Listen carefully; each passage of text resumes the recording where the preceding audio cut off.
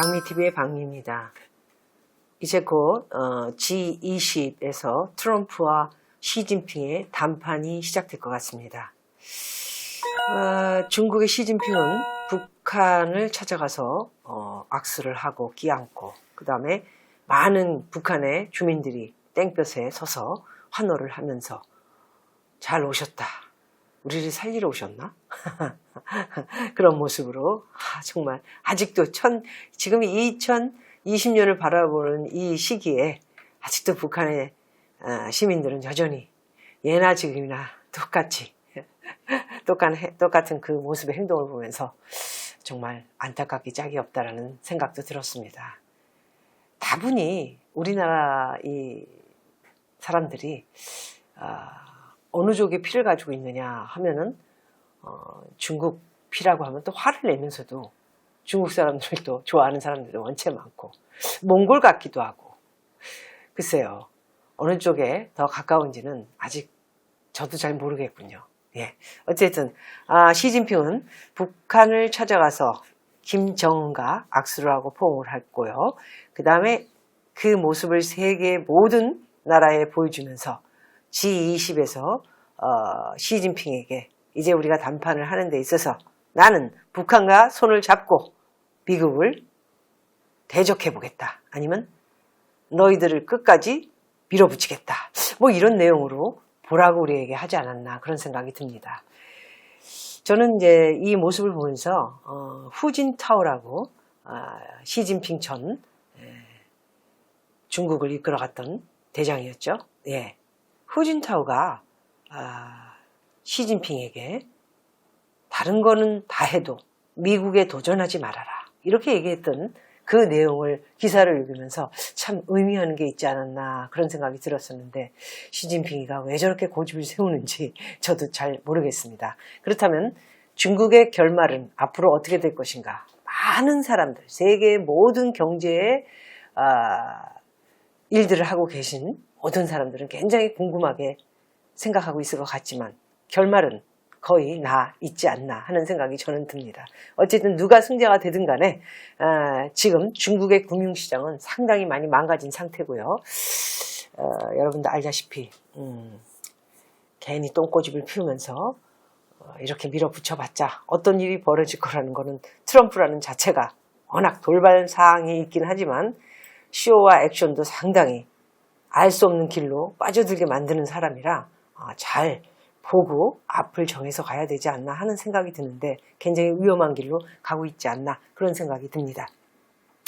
또 드디어 대만 타이페이까지 NCC라는 가짜 방송, 말하자면 친중 방송이라고 하네요. 이 친중 방송이 워낙 중국에 잘못된 정보를 대만과 홍콩에 대해서 보내주고 있기 때문에 가짜 뉴스를 보내고 있는 이 방송국과 신문을 퇴출하겠다, 이런 각오로 많은 시민들이 들고 일어나서 또다시 시위를 하고 있습니다.